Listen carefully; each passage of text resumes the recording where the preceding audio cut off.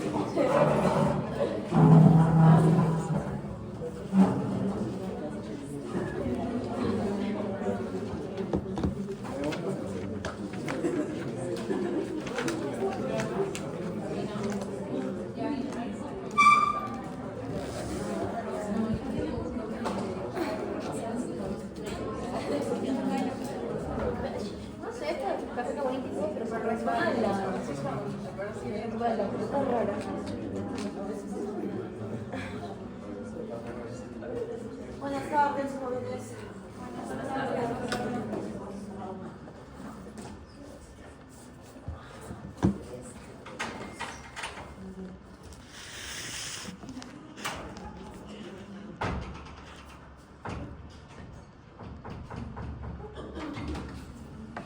Bueno, hoy vamos a seguir con los síndromes de aparato digestivo. Ya han avanzado ustedes, ¿no es cierto? La clase del sábado, ¿no? Ah, bueno, porque fue la clasificatoria. Ya. Pero ya tiene la primera, la base, que es lo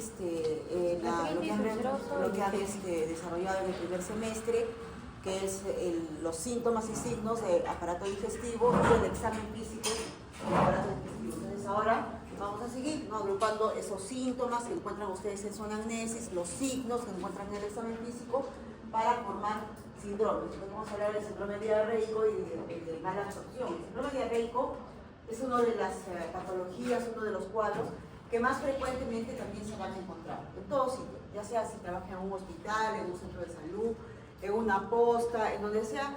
Es muy frecuente la consulta por diarrea, ¿no? El paciente dice diarrea. Pero ¿qué cosa es diarrea? ¿Cómo la definimos, no?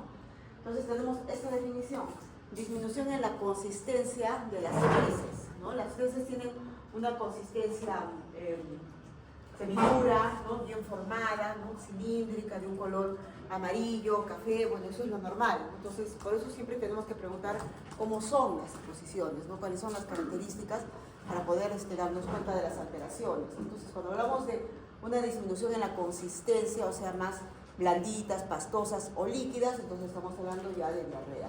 Entonces, normalmente el volumen de las heces está entre 150 a 200 gramos al día. Entonces, cuando sobrepasa el volumen de 200 gramos, ya estamos hablando de diarrea, ¿no? Y esto generalmente se acompaña de una mayor frecuencia de las deposiciones, ¿no? Entonces, eso también depende del hábito intestinal de cada persona. Hay personas que evacúan 2 hasta 3 veces al día, y eso es un hábito normal, ¿no?, para esas personas. Pero hay personas que evacúan una vez al día, que eso debería ser lo adecuado, lo normal, digamos, ¿no? Otras que pues a veces interdiario, en fin, ¿no? Pero se aumenta la frecuencia de las deposiciones para el hábito intestinal normal de esa persona. Entonces estamos hablando ya de diarrea. Bueno, a ver, ¿qué podría ocasionar la diarrea? Acordémonos de esto que ya lo han hecho ustedes también en fisiología, en fisiopatología, ¿no? Más o menos al intestino llegan aproximadamente unos 9 a 10 litros de líquido, ¿no? Unos 2 litros de ingesta de líquidos por vía oral, ¿no?, que es lo que nosotros comemos, ¿no? El sanguchito que comemos, la sopita, el té, el mate, el agua, ¿no? Entonces, todo eso más o menos ingresa 2 litros al día. De la saliva también se generan 1500, 1,5 litros que va deglutiéndose y va llegando al intestino, ¿no? Los jugos gástricos, también la bilis, los jugos pancreáticos, el jugo intestinal. Entonces todo eso llega al intestino, ¿no? Pero de esto se absorbe, miren, 7,5 litros la mayor cantidad se absorbe en el intestino delgado y en el colon aproximadamente 1 litro, 1,5 litros, ¿no? Entonces, netamente van a quedar con los 200 mililitros que son los que se excretan en las heces, ¿no? Por eso les digo que eso es lo que más o menos el volumen de líquido que hay en las heces, 200, 150 a 200 mililitros al día. ¿Y qué puede pasar para que este volumen aumente, ¿no? Que disminuya la absorción, tanto en el intestino delgado como en el colon, disminuye la absorción, entonces van a pasar de repente todo lo que se está produciendo, ¿no? Entre jugos digestivos, ingesta, en fin, ¿no? Entonces, ahí tienen el mecanismo fisiopatológico, ¿no? Incapacidad del intestino para reabsorber los solutos, o que simplemente pase tan rápido este contenido, ¿no? Que no permita que haya una absorción adecuada, ¿no? Eso estamos hablando de los casos cuando el perisatismo está incrementado, ¿no? O se inhibe el transporte activo, ¿no? Para que haya esta absorción hay un transporte activo entre los electrolitos, la luz del intestino y los electrolitos y las células que están en la pared del intestino. Entonces hay un intercambio activo, ¿no? Si se inhibe este transporte también puede haber una disminución de la absorción. ¿Qué más puede pasar? Que haya una secreción aumentada, ¿no? Porque aquí se explica, pues, ¿no? Puede ser de dos tipos, pasiva o activa. Aumento de la presión hidrostática tisular, ¿no? En algunos casos, y esta secreción activa, que de repente es el mecanismo más frecuente, por agentes que generalmente son toxinas que van a activar el AMP cíclico, ¿no? También puede haber superficies aberrantes secretorias, como por ejemplo tumores del adenoma velloso, son tumores que están en el intestino y que absorben, ¿no? O que secretan mucho líquido, ¿no? Una lesión de la mucosa intestinal, entonces van a secretar, ¿no? Y van a aumentar, por eso, el volumen de las deposiciones. Entonces, en base a esto, podemos tener, pues, 4 tipos de diarrea: la diarrea osmótica, la diarrea secretoria, la diarrea por alteraciones de la motilidad y la diarrea inflamatoria, ¿no? Esto ya me parece que ya lo han hecho, ¿no? En fisiología, en fisiopatología, incluso en la parte de semiología. Entonces, vamos a explicar brevemente las características más importantes y lo que sí nos interesa para semiología de estos tipos de diarrea, ¿no? La diarrea osmótica, ¿no? Dentro del tubo digestivo, en el tubo, hay sustancias osmóticas. ¿Qué quiere decir sustancias osmóticas? Sustancias que van a jalar líquido, no van a tender a jalar líquido. Entonces hacen que salga el líquido hacia la luz del intestino y lo jalan, ¿no? Se lo lleva y se elimina, pues, en las deposiciones. Y va a haber, pues, solutos que no se absorben, como carbohidratos, grasas o proteínas que no van a absorberse. El volumen generalmente de este tipo de diarreas es menos de 1 litro al día y cede con el ayuno. O sea, si el paciente lo ponemos en ayuno, no come para la diarrea. Entonces es una forma de diferenciar la diarrea osmótica. ¿Y por qué puede ser causado? Por medicamentos laxantes, el manitol, el sorbitol, ¿no? Que son diuréticos, pero también son osmóticos. Entonces, si se toma el manitol, puede causar este tipo de diarrea, ¿no? Algunos medicamentos como el antiácido, la colchicina, que se usa para el ataque agudo de gota, ¿no? No para la hiperuricemia, sino es como un antiinflamatorio para el ataque agudo de gota, ¿no? Y a veces, si nos excedemos en el uso de la colchicina, pues puede provocar este tipo de diarrea osmótica, ¿no? Y también puede haber, pues, intolerancias, cuadros de malabsorción como intolerancia a la lactosa, que es frecuente, ¿no? Entonces, esto produce una diarrea osmótica. Pero si el paciente deja de tomar los lácteos o deja de comer, serio, ¿no? Esas son las causas. La diarrea secretora o diarrea acuosa se llama porque esta sí tiene grandes volúmenes, ¿no? Grandes volúmenes de líquidos, ¿no? No hay una excesiva secreción de electrolitos, porque aquí sí hay mediadores inflamatorios, hay enterotoxinas, neuropéptidos, ácidos biliares, en fin. Entonces acá generalmente es producido por algún agente patógeno, ¿no? Entonces son grandes volúmenes, no se relaciona con la ingesta. Ustedes lo ponen en ayunas al paciente y igualito, ¿no? Igualito va a seguir con la diarrea, incluso se asocia con a veces náuseas y vómitos, ¿no? Por algún proceso inflamatorio infeccioso. Entonces aquí es lo que les había dicho, ¿no? El mecanismo de la diarrea secretoria, que se activa el AMP cíclico o el GMP cíclico por toxinas bacterianas, ¿no? Como E. coli, Vibrio cholera, Shigella, Salmonella. Vamos a hablar un poquito más de esto después. Y activación del GMP cíclico o secreción de calcio, ¿no? Por toxinas bacterianas. Y Clostridium difficile. Clostridium difficile es un germen que seguramente ahora que están en el hospital están escuchando hablar mucho de Clostridium difficile, ¿no? En el hospital usamos bastante antibiótico, entonces muchos de ellos están asociados, después de un tiempo vemos que el paciente presenta diarrea, ¿no? Unas diarreas características y son por sobrepoblación bacteriana por este Clostridium difficile. Entonces en pacientes que reciben antibióticos. Entonces acá tenemos los gérmenes. Esto es importante, ¿ya? No cede con el ayuno y pierden agua y iones. Lo importante es que el paciente se deshidrata y tiene varios otros síntomas, ¿no? ¿Qué puede causar esto? Aparte de estos microorganismos, el síndrome de Zollinger-Ellison, el tumor carcinoide, ¿no? El carcinoma celular de tiroides, adenomas vellosos, ¿no? que están en el intestino y que pueden secretar bastante cantidad, lipoma, que es el péptido intestinal, o sea, tumores que van a secretar péptido intestinal vasoactivo, ¿no? Entonces son unos tumores endocrinos no muy frecuentes. Y las infecciones, ¿no? Que ya hemos visto acá, y todo esto. La diarrea inflamatoria, bueno, como su nombre lo dice, pues hay inflamación, ¿no? Hay un daño del epitelio, ¿no? Entonces el epitelio del intestino, que es el que tiene que absorber todos estos solutos, pues está dañado, hay una lesión y no va a poder funcionar, ¿no? Entonces hay liberación de citocinas que estimulan el sistema nervioso autónomo o la secreción intestinal, entonces va a haber más una secreción en esta diarrea inflamatoria, ¿no? Sale agua, aumenta la motilidad intestinal, hay una secreción intestinal anormal de moco, sangre, exudado proteico. Entonces esto es más inflamatorio y a veces infeccioso, ¿no? Va a haber malabsorción de nutrientes. Acuérdense que del daño, la pared celular, el intestino está dañado, entonces no va a haber quien absorba los nutrientes y puede haber cuadros de mala absorción, ¿no? Causas puede ser infecciosas, por colonización, adherencia y por la liberación de los mediadores inflamatorios.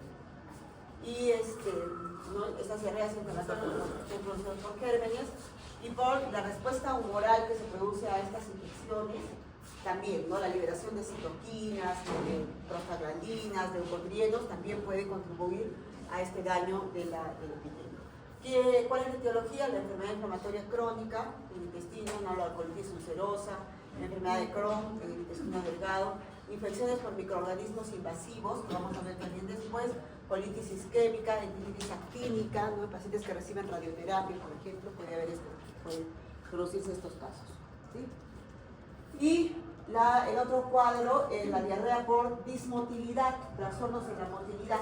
Entonces, obviamente, ¿no es cierto? Si el intestino está con un peristaltismo aumentado, pues no va a haber el tiempo suficiente para que los nutrientes entren en contacto con la pared y se realice la absorción, entonces va a haber diarrea. Entonces esto es por hipermotilidad, ¿no? Entonces esto va a disminuir la absorción de sustrato y agua y también va a producirse pues la diarrea.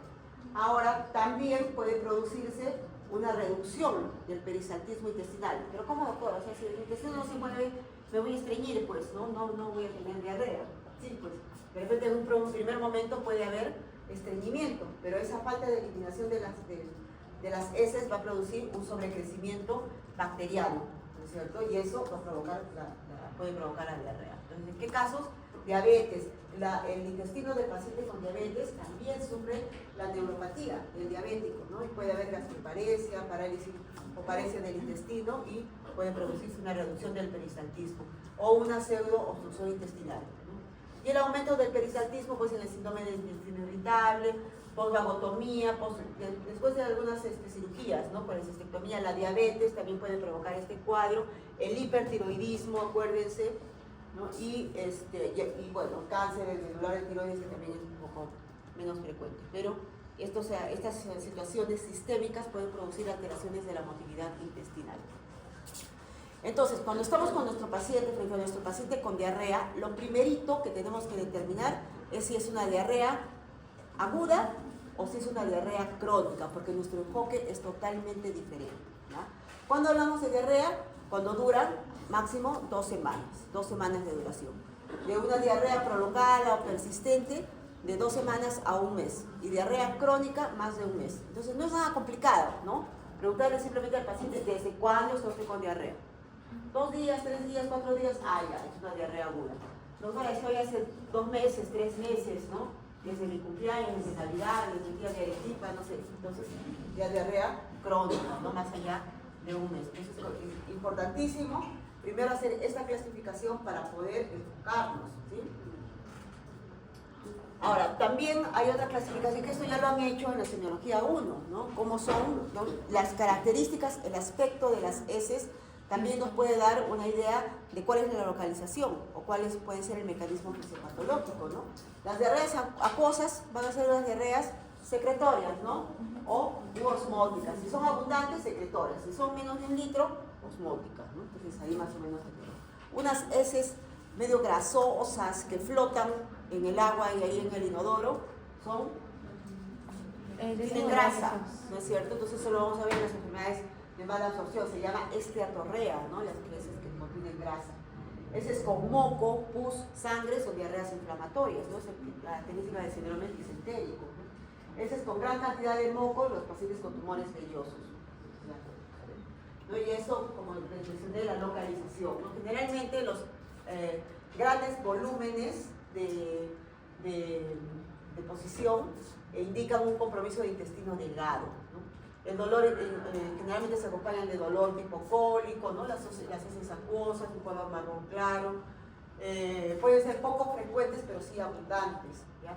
Y a veces podría contener partículas de alimentos. O sea, ustedes en las heces el paciente les va a decir, no estoy haciendo, se ven restos de tomate, zanahoria, ¿cómo se llama eso? Dientería, ¿no? Muy bien. Y tienen mal olor, ¿no? Entonces, y cuando es una diarrea con compromiso del recto o del colon, ¿no?, más abajo, entonces generalmente los volúmenes son más escasos, porque acuérdense que casi todo el líquido se reabsorbió en el intestino delgado, entonces llega menos volumen al intestino grueso, entonces son escasas, pueden ser líquidas, blandas, un color no, bueno, el color no siempre es el mismo, ¿no? Puede haber moco, pus, sangre, y esas sí son deposiciones muy frecuentes, ¿no? Y se asocian a pujo y tenesmo vesical. O sea, pujo, que el paciente no tiene la sensación, pues, de querer pujar, ¿no? Tenesmo, que hace la deposición como que quiere seguir haciendo, ¿no? Entonces, pujo y tenesmo. Y, bueno, dolor a veces en el abdomen inferior, ¿no? Y que se alivia con las deposiciones. Entonces, son algunas características que más o menos nos orientan de dónde está el problema. Diarrea aguda.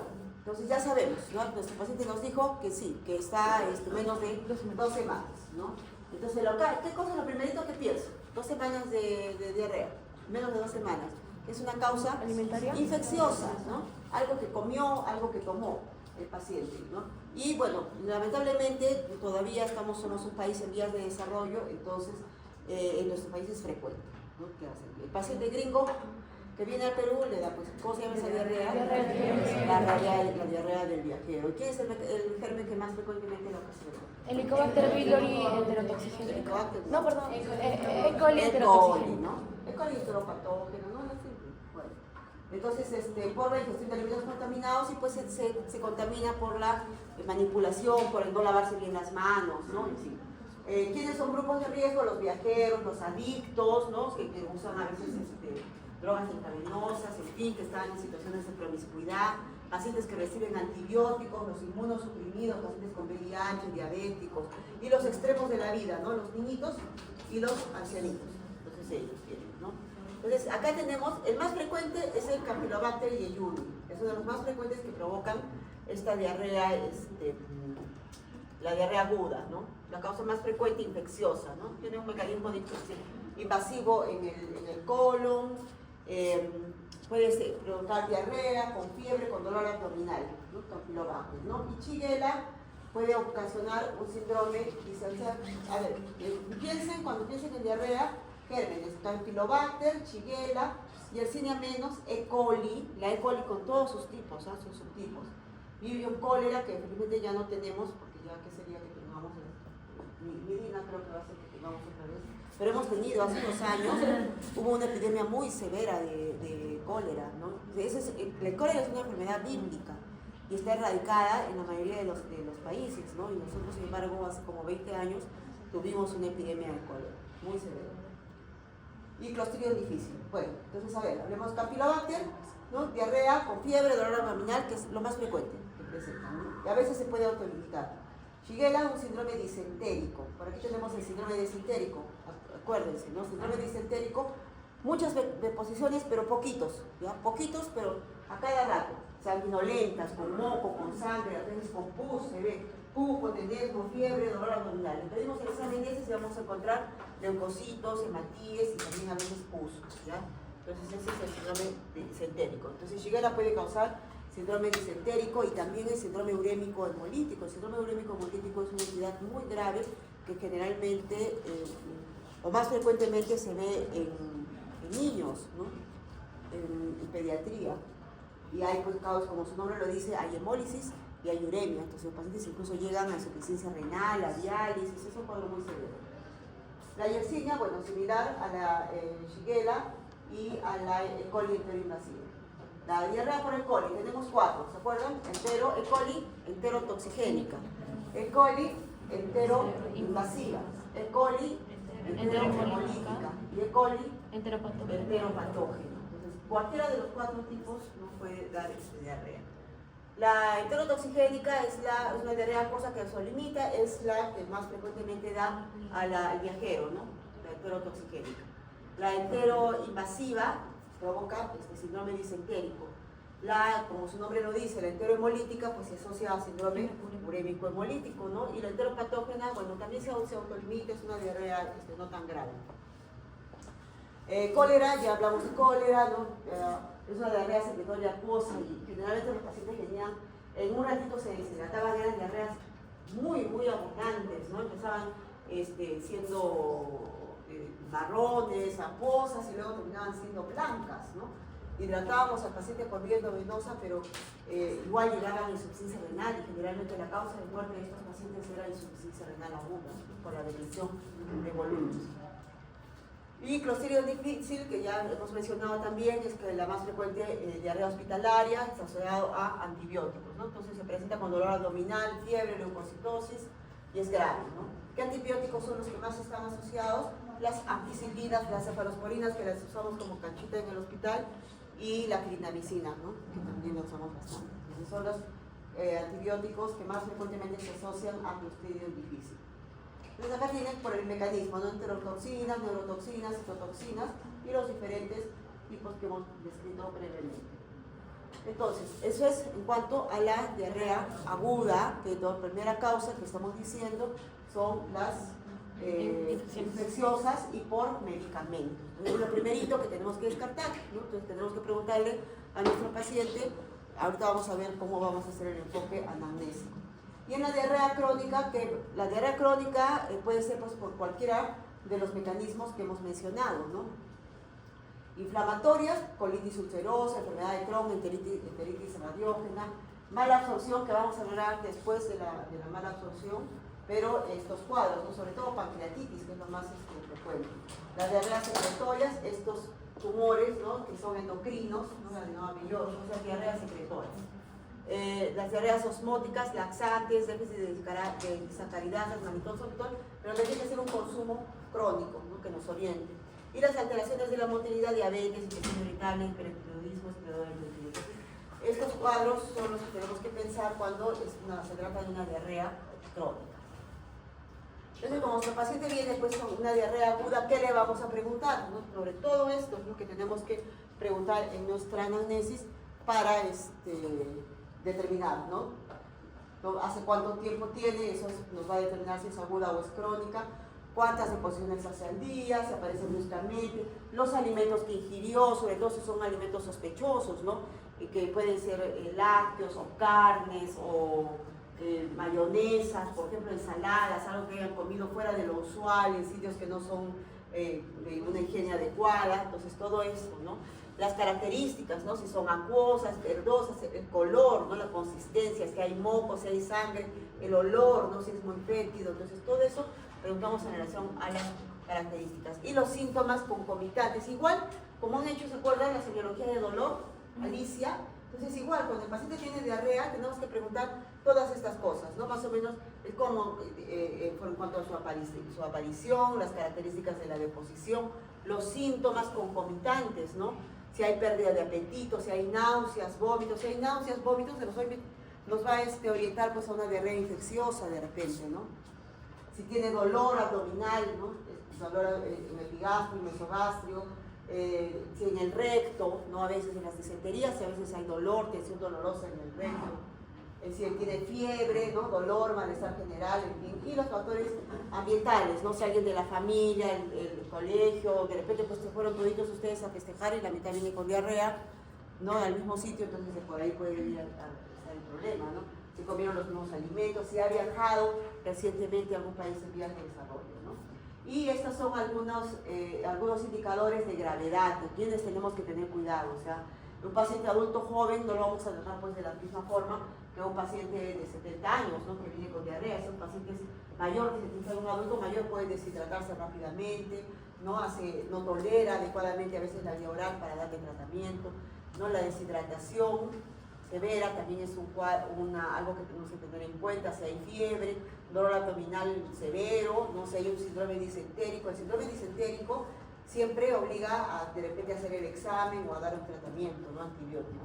O si está inmunocomprometido, ¿no? VIH, trasplantado, diabético. Muy bien. Entonces, aquí algunos aspectos que pueden orientarnos, ¿no? Las diarreas infecciosas van a cursar pues, con dolor abdominal, con fiebre, deposiciones acuosas, ¿no? Que podrían ser sanguinolentas también. Puede ser, si hay vómitos por ingestión de toxinas, estafilococo, clostridio, en fin, o las otras, ¿no? Las E. coli también pueden cursar con náuseas, con vómitos. Los parásitos como Giardia, Cryptosporidium pueden dar una diarrea pastosa. Generalmente estos cursan con distensión abdominal, no hay fiebre, pero sí hay una distensión abdominal. Pero Giardia, por ejemplo, poco frecuentemente se asocia a una diarrea aguda, más Giardia y amebas podrían estar relacionadas a una diarrea crónica. Disentería, ese es con sangre y moco, que puede ser Salmonella, Shigella o la E. coli, ¿se acuerdan, no? E. coli.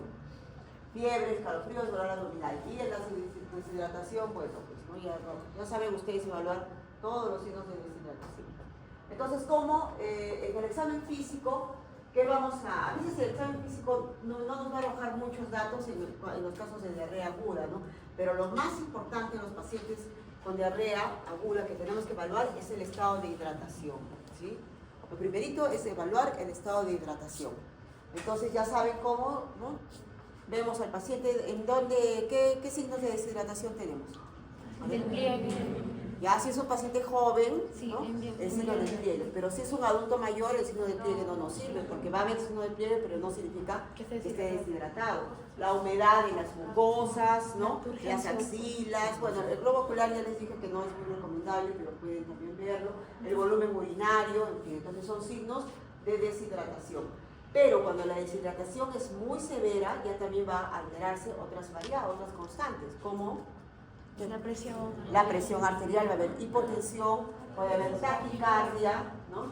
Entonces puede haber compromiso del sensorio, ¿no? Letargo del paciente, hasta coma, si es una deshidratación severa. Los pacientes con cólera venían en coma, a veces, ¿no?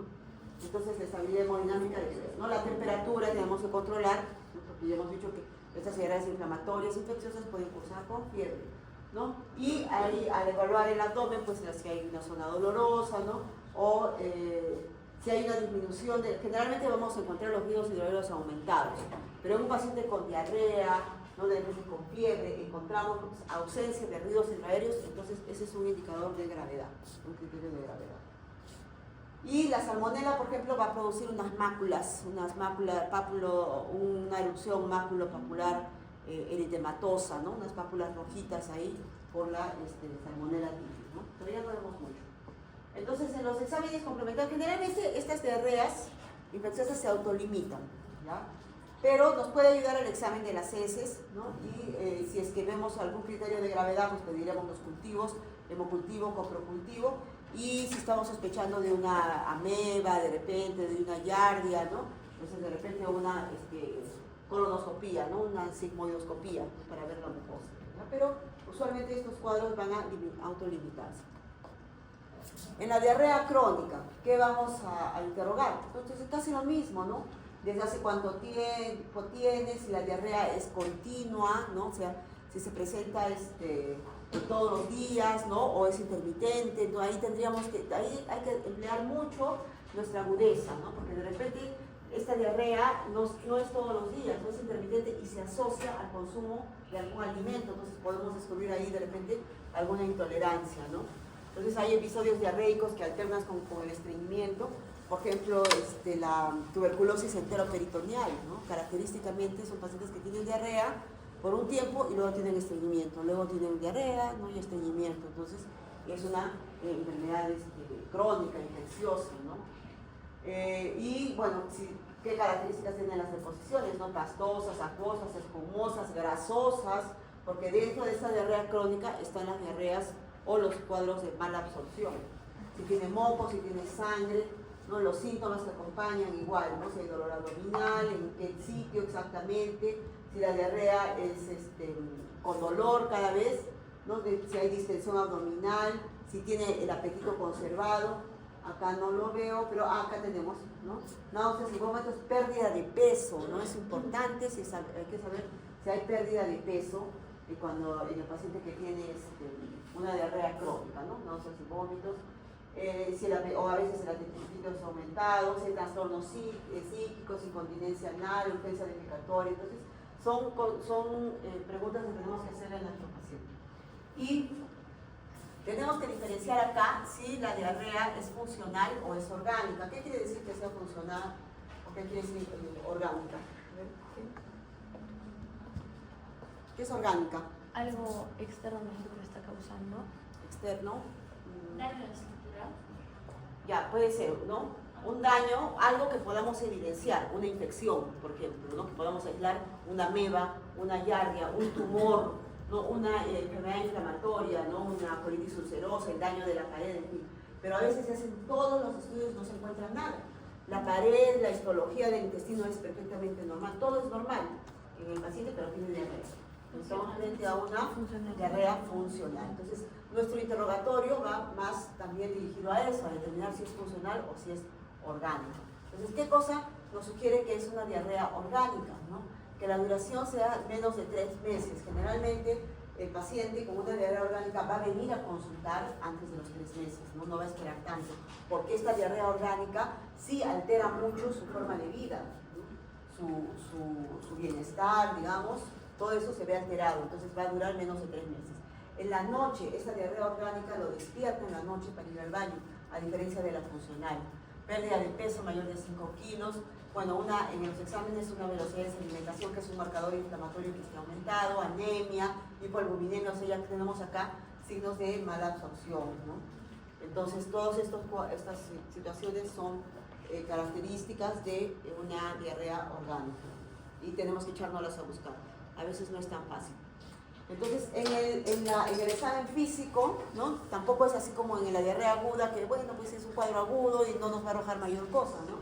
Pero aquí sí tenemos que ser muy, muy cautos, ¿no? En examinar cuidadosamente, primero el estado de hidratación que ya hemos visto por la pérdida del líquido, ¿no? Pero que a veces en las diarreas crónicas no va a estar muy comprometido, ¿no? El paciente no va a estar pues, muy deshidratado como en una diarrea aguda.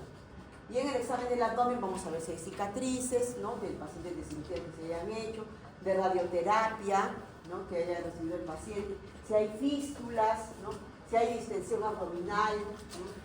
Que puede estar asociado al síndrome de intestino irritable, ¿no? En fin. El dolor, ¿no? Si hay dolor abdominal, en qué zona encontramos el dolor, ¿no? Si hay una masa, si podemos palpar de repente una masa, ¿no? En el abdomen, esplenomegalia, en fin, si hay soplos vasculares, hepatomegalia. Entonces tenemos que ser ahí sí muy cuidadosos en el examen físico de abdomen, ¿no? También debemos hacer un tacto rectal, a veces un tumor en el recto está al alcance, ¿no? El tacto, entonces también podemos hacerlo. Y también tenemos que hacer un examen físico completo, completito de nuestro paciente, porque ya hemos dicho que estas diarreas crónicas pueden estar relacionadas a enfermedades sistémicas, no solamente va a ser intestinal, entonces puede haber cuadros dermatológicos, oftalmológicos, pueden estar asociados a una enfermedad de Crohn, ¿no? De repente, a una colitis ulcerativa, ¿no? Renales, neurológicas, ¿no? A cánceres, por ejemplo, linfomas, pueden ocasionar y tener alteraciones en otros sistemas, ¿no? El estado inmunológico del paciente, ¿no? Si hay peso, si su peso está muy disminuido, si hay candidiasis, ¿no? Si hay invasión por hongos, eso lo vamos a ver oral, de repente lo vamos a ver en pacientes inmunosuprimidos. Entonces, hacer un examen físico muy cuidadoso de nuestro paciente. Y los exámenes complementarios sí, pues son mucho más, es todo un plan que tenemos que tener en el paciente con diarrea crónica, ¿no? Si estamos ya pensando en que es una diarrea orgánica, pues tenemos que hacer todos estos estudios, ¿no? Empezando por el hemograma, por marcadores inflamatorios, ¿no? Ver cómo están los iones, la función renal, ¿no? ¿Se acuerdan qué más era? Otras causas frecuentes, tenemos que descartar que diabetes, ¿no? Tenemos problemas de tiroides, ¿no? Entonces tenemos todo eso está en nuestros, obviamente, exámenes seriados de heces, coprocultivos, ¿no? En fin, y finalmente pues exámenes invasivos, ¿no? Una colonoscopía, en fin. Entonces con estos estudios se llega a un diagnóstico en el 75% de los casos, pero aún así hay un porcentaje en el que no podemos llegar a un diagnóstico. Entonces aquí ya tenemos que aplicar algunos otros estudios más precisos, ¿no? Más específicos, y también de repente ya estudios de imagenología, ¿no? Tomografías, en fin. Entonces, a pesar de todo eso, no se llega al diagnóstico, estaríamos pues frente a una diarrea idiopática, o simplemente queda observar, ¿no? Para ver cómo va la evolución, y a veces después de observar por un tiempo, pues sale, ¿no?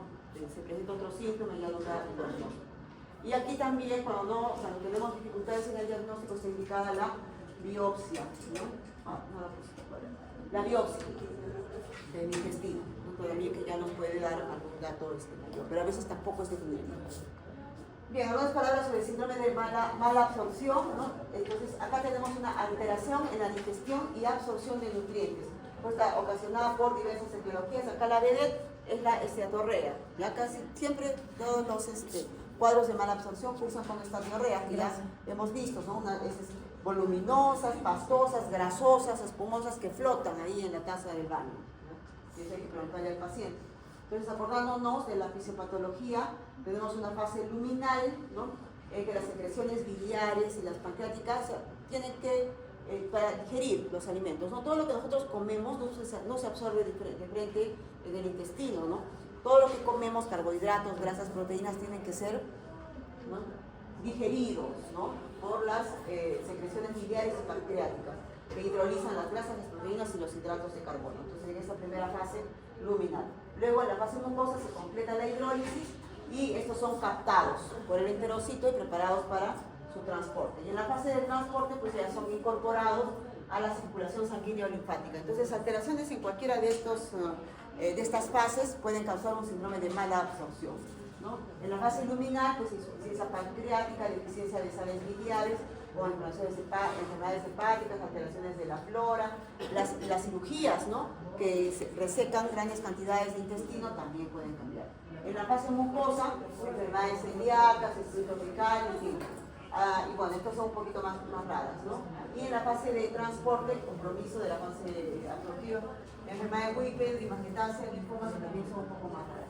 Y otros cuadros como enfermedades de la pared, enfermedades vasculares, trastornos metabólicos y algunas diatrógenas, ¿no? Como les digo, las cirugías, ¿no? Las gastrectomías, que ahora las famosas cirugías para la obesidad pueden ocasionar estos síndromes de mala absorción, vagotomía, resecciones intestinales o fármacos. Importantísimo preguntar en todos los cuadros de diarrea si el paciente está consumiendo fármacos, ¿ya? ¿Qué tipo de fármacos? ¿Desde cuándo? Entonces, las manifestaciones de la mala absorción van a ser una diarrea crónica, ¿no? Una diarrea crónica con esteatorrea, que generalmente se acompaña de pérdida de peso y distensión abdominal. Entonces, estos son los puntos claves para el síndrome de mala absorción. Entonces, no se van a absorber pues lípidos, proteínas, carbohidratos, ¿no? Si no hay absorción de proteínas, van a tener las consecuencias del déficit de proteínas, edema, citis, atrofia muscular, en fin. Carbohidratos, meteorismo, distensión abdominal, ¿no? Y por consiguiente tampoco se absorben vitaminas, y también y en el examen, en el cuadro clínico, vamos a ver las manifestaciones de los déficits de hierro, de vitamina B, de ácido fólico, de calcio, de vitaminas A, D, K, ¿no? De coagulación, vitaminas B1, B6. Entonces es importante evaluar al paciente con todos estos, ¿no? Pensando, ya sospechando. Nosotros, ya estamos sospechando que tiene un síndrome de mala absorción, entonces voy a buscar clínicamente qué déficits podría tener. Y aquí, bueno, tienen algunos datos, ¿no? En la piel pueden encontrar palidez por la anemia, el tejido muscular, la grasa, el tejido celular subcutáneo, disminuido, pueden haber ampollas, petequias, ¿no? sangrados por el déficit de vitamina K, o sea, alteraciones de diátesis hemorrágicas, ¿no? Por alteraciones de la coagulación, alopecia, enfermedad celíaca, conjuntivitis, episcleritis, es que se asocia a enfermedad de Crohn, en la boca, úlceras aftosas, glositis por déficit de vitamina B12, hierro, niacina, quelosis angular por déficit de vitamina B12. Quelosis angular son esas, ¿no? Las heriditas que salen en el borde de la boca. No sé qué le llaman. ¿Afta? No, las que salen en el ángulo, Boqueras. Quelosis angular se llama, ¿no? Hipoplasia dental.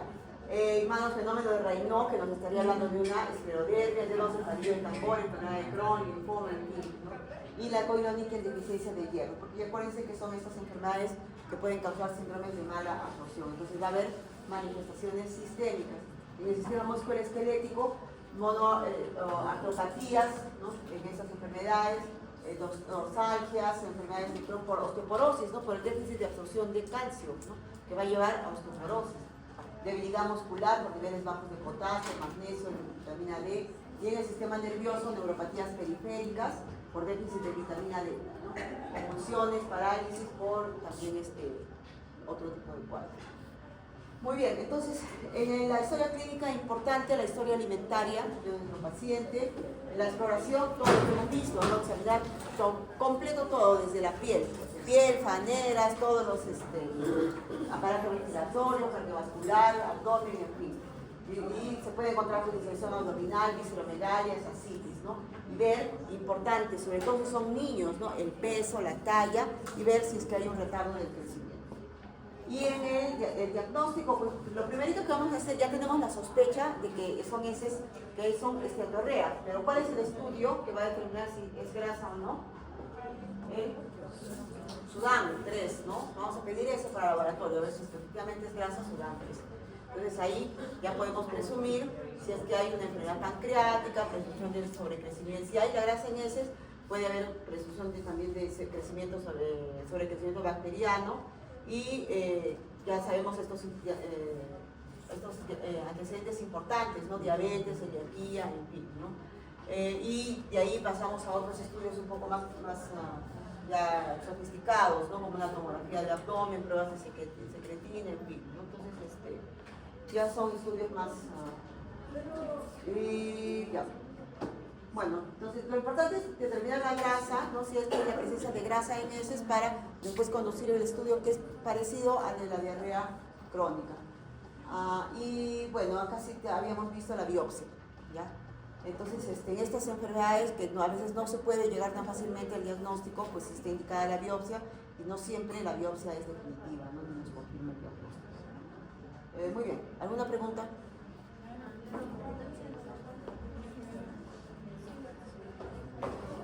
¿No? Doctora, en caso de biopsias, si un intestino ya está como debilitado o sangrando, ¿está indicado de todas formas si es que aún no sería la etiología? Sí. O sea, un primer paso diagnóstico son las endoscopías, ¿no? Endoscopía alta, endoscopía baja, y ahí se observa si es un intestino dañado, con lesión, pues de repente ahí está el diagnóstico, ¿no? Y se toma pedacitos, ¿no? Muestras de diferentes sitios para mandar al laboratorio. Pero sí se tiene que tomar las medidas. Ya jóvenes, gracias.